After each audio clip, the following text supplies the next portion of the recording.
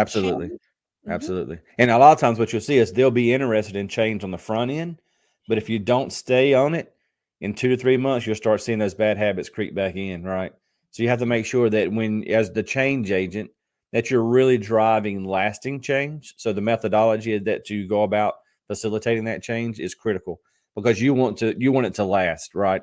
And you don't want those bad habits to creep back in, and all of a sudden you'll be back in the same exact position you were in. So how you go about managing that change is just as critical as the individuals or the company that want to change.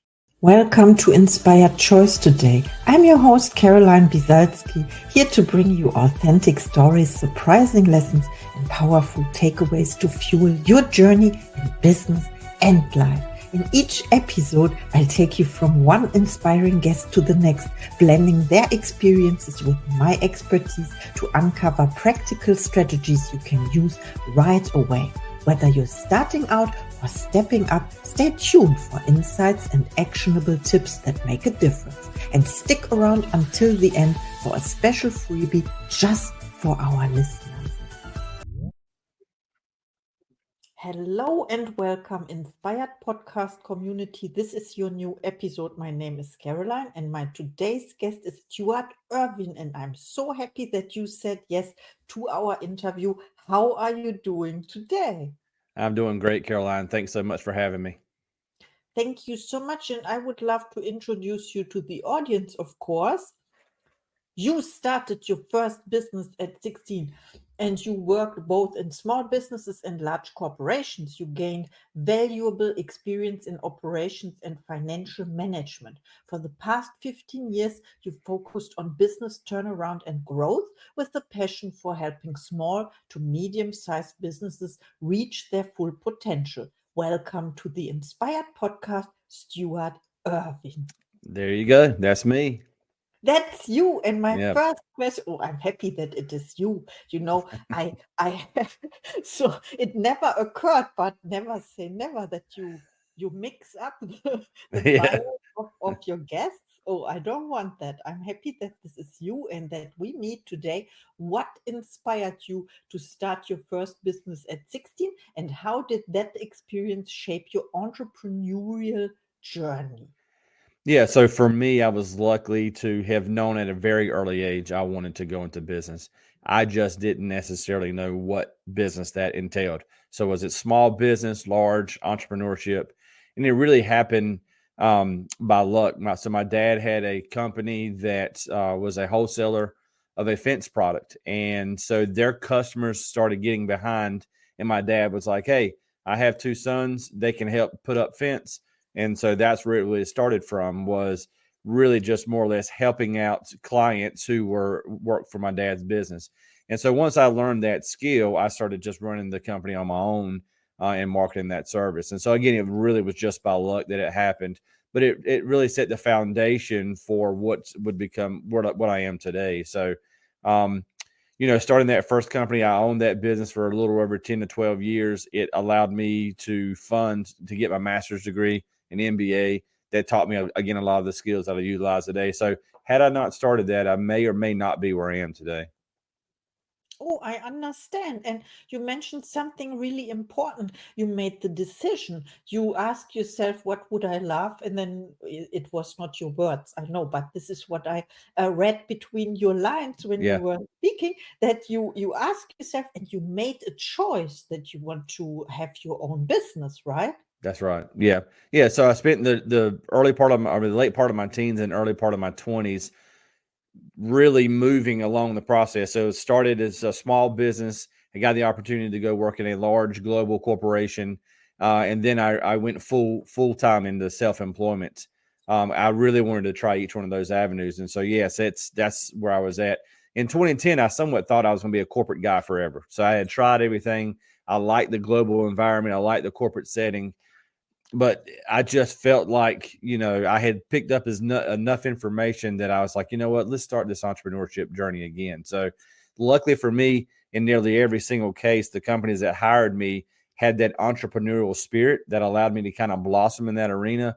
And so I was blessed to somewhat, while I was working in a corporate environment, feel like it was an entrepreneurial type setup.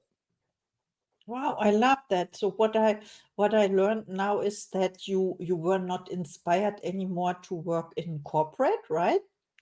Yeah, so I had this feeling that I had gained so much strategy and knowledge over the last really 10 years, and that I had always worked for someone helping them turn their business around. And so I decided, you know what, it's time to take that strategy and everything I'd gained over the last 25 years and see if I could start helping a variety of businesses at the same time versus kind of being one business at a time. And so, yes, I made that leap and we kind of rebranded and some things in 2019 and started Bracket back up. Wow, I understand. And when you tell us this story, then it seems so easy. Everyone can do it normally. I think everyone has the ability and possibilities as well, or opportunity maybe.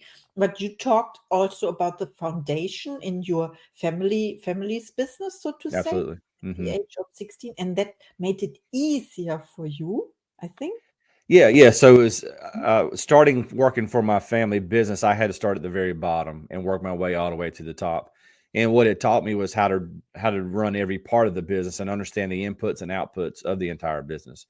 And so fast forward, I don't know, 10 years, 15 years later, I started doing business turnaround and I was able to take that knowledge of what I learned at 16, 17, 18 and go, okay, wait a minute. If this is a problem at this point in the business, let's look upstream and look at the inputs and outputs of that process to figure out why we are in the position that we're in. And had I not started doing that and worked at the very bottom, I wouldn't understand the entire dynamic of the business. And so roughly 10 years ago, I thought, wow, this is all because of what I did at Southern Vinyl, right? And it has really set the framework and put me where I was at today.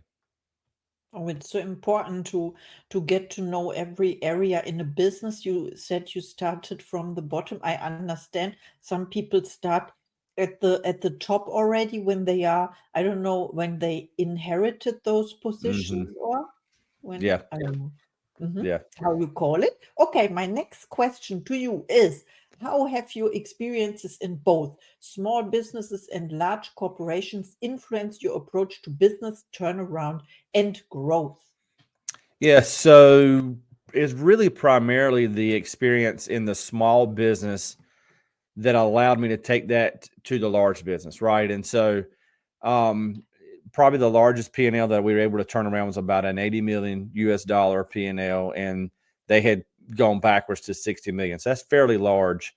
Um, but it was those things that I learned in a $3 million a year business that I was able to come right in and within 2 to 3 weeks say, "This is your issue. Now let's go correct this and grow." Um, so again, a lot of times you got to understand that, like in the small business, you're nimble. So I actually onboarded a client yesterday, and I said, if this doesn't work within 3 hours, we can change it again. And so that's the nimbleness that you can do in a small business. And if you can get in the right large business that allows you to kind of have that flexibility to say, you know what, this might not work. We have to try it, but let's go because it's not working as it is today. So again, it's primarily the experience in the small business that allowed me to be moderately successful in the large. Yes, that sounds great. That sound You have to be flexible and to change, and we call it pivot, right? That's If right. plans are not working out. So, and most people or businesses are not willing to do this, or even people, they refuse change or being Absolutely. changed. Hmm. Absolutely. And a lot of times what you'll see is they'll be interested in change on the front end, but if you don't stay on it, in 2 to 3 months, you'll start seeing those bad habits creep back in, right? So you have to make sure that when, as the change agent, that you're really driving lasting change. So the methodology that you go about facilitating that change is critical because you want it to last, right? And you don't want those bad habits to creep back in, and all of a sudden you'll be back in the same exact position you were in. So how you go about managing that change is just as critical as the individuals or the company that want to change. I love what you said, to manage change, and it's so important because you go back to your old habits. I Absolutely. don't say bad habits. Okay, you go Yeah. back to your old, what you are used to be, or used to, how you used to work. And yeah, this is the question. How do you, mm, I would call it persistent change. I don't know if this is appropriate, but Yeah. I just I read Napoleon Hill's chapter on Uh, persistence, Think and Grow Rich. And I'm sure you studied this book as well. Absolutely. I have. Yes. Yeah. So how do I go about change? So for me, I'm a Lean Six Sigma black belt, and Mhm. so I utilize the DMAIC process. But the ultimate driver behind that is making sure that everyone from top to bottom that's involved in that process is involved and understands why you're changing. If most of the time, if people understand the why, they're much more inclined to get behind you and help drive the change. If you force the change, just because the nature of your role, they may go about the change, but they may not accept it. Again, so if you include from top to bottom all the really the key parties involved, and they understand why, they're much more inclined to get on board quicker. Yes, that means they have to participate as well and, for example, share their opinions Hmm. or ideas as That's right. well. And Hmm. then they are involved and they support the change, right? That's right. Absolutely. So again, they may not be involved in the entire process. They're going to be involved in the start. They're going to be definitely involved when it applies to something that they're a part of, and they're going to be involved in the end, so they understand. So it's critical. So many times you find that the individuals say, "I don't want to be a part of that, but I'd like to hear it." Okay, perfect. Just come on in and we'll show you what we're working on and we'll explain the why behind it. But you don't necessarily have to contribute. You can just listen. And I have found that works great too. There's always going to be someone who can have a voice for the individual. But again, if they want to come in and listen, it would absolutely come in and take a look and see what's going on. Oh, I love that idea. So no one is excluded. They don't No, have to participate actively, but not excluded. So there are no secrets, that's right. right? Yeah. I mean, a lot of people they're introverts, right? They don't want to go in there and speak in front Mhm. of 10 or 15 people, but they do want to have a voice and understand what's going on. A lot of times you'll see that'll flow through the individual that we've identified to represent them. And so again, it's when they're a part of it, they'll go back out on the floor or a part of their group and they'll talk. And then you'll just have the idea to start to bubble up, and it really works out well. Wow, I love that. Okay, thank you so much for sharing. My next question is, what common challenges do small to medium-sized businesses face, and how do you help them overcome these obstacles to reach their full potential? Yeah, probably the most common challenge that you'll find in a small business is they are so busy trying to run their business, they don't work on their business. And additionally, a lot of times you'll see that the small business owner is looking at a set of data. We may look at whatever our backlog is, how much money is in our checking account, how did we do last month? They really spend no time looking forward. And so the very first thing I try to attempt to do is to go into a facility and say, okay, let's at least put together a 30, 60, 90-day forecast to some extent. And so we can have some idea about what it looks like to go forward. And then, we just work that process. And so we'll come in, and after that time, we'll do an annual budget. So that at least there's a North Star for what next year looks like. But my number one goal is to try to at least take 10% of the business owner or the president out of the working in the business to start working on the business, and then set some type of a path forward that we understand where we're headed financially.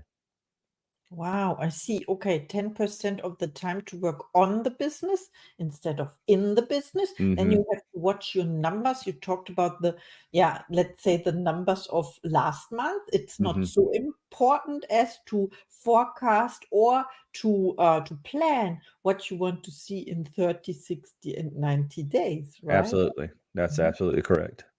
I love that. So how about your goals and intentions, and what is one of your next projects? Yeah, so my goal and intentions are to help as many small businesses as I can. So I love small business. I have a heart for it, and it pains me greatly when I see a business struggle. So for me, I want to help as many small businesses as I can. But I also have another love, which is supply chain. So I got my start in supply chain early in my career in the corporate setting.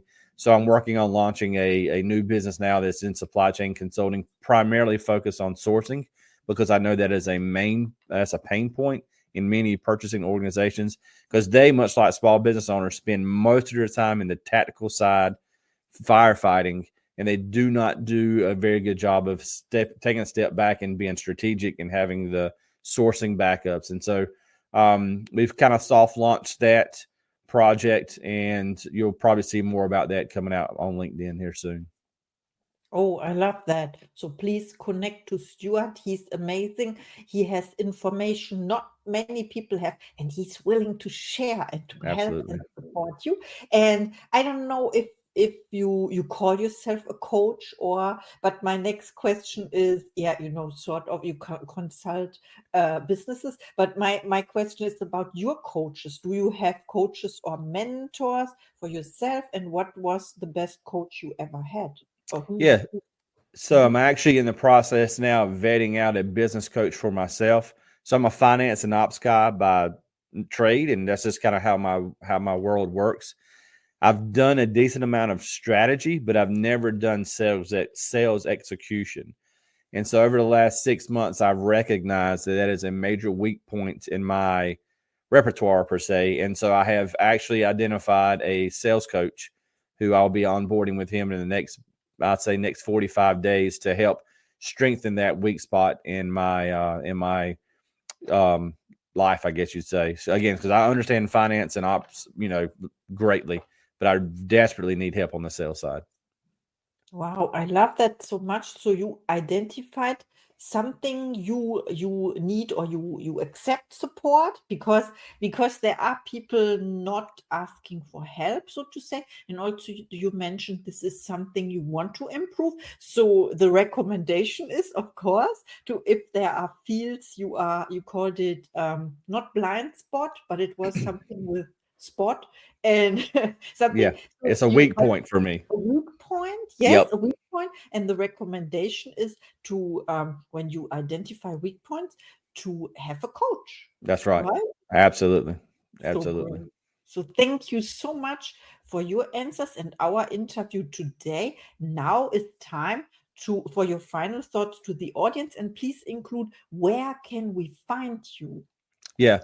So again, I just want all small business owners to understand that there is options. A lot of times you'll see small business owners, they get to the end of their rope. They've either lost control of their business, they've reached a ceiling, and they just cannot understand how to get past that ceiling, or sometimes they just need help. And in today's world with the fractional CFOs and outsourced CEOs, there's a wide variety of options out there for help that will help you break through that ceiling. And that's what we specialize in, is growth on not only the top line, but EBITDA, but we help you grow that's healthy. We want you to make sure that the small business owner can sleep well at night, can go on vacation and enjoy their friends and family and whatnot. So if that's something that would be of interest to you, you can find me on LinkedIn, Stewart Ervin, but you can also check out my website at bracketmgmt.com, which is like bracket management shortened. I love that. Thank you so much. This was an amazing interview. Thank you. And see you in the next episode. Thank you for listening to Inspired Choice today. I'm thrilled to have you on this journey of growth and transformation. Don't forget to hit follow or subscribe to stay connected and never miss an episode. And here's something special. Grab your free 20-minute breakthrough session with me. It's designed to help you kickstart or level up your business. Just check out the show notes for more. Until next time, keep making those inspired choices.